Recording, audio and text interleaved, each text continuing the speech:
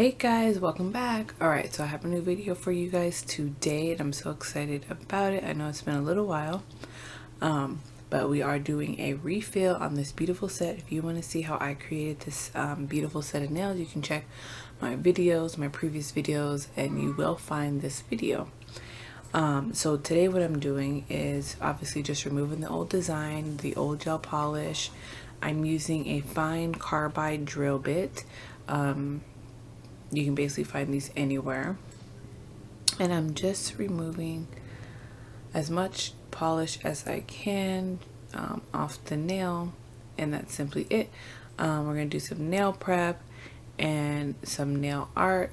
You'll see me struggle with the nail art a little bit that we did. She wanted some like abstract design, which it was kind of exciting to do, but for some reason I just was messing up. I had to keep taking it off and over and starting over because it just was not looking right. So anywho, I hope you guys enjoy this video. Comment below if you have any questions, and I shall see you in my next one.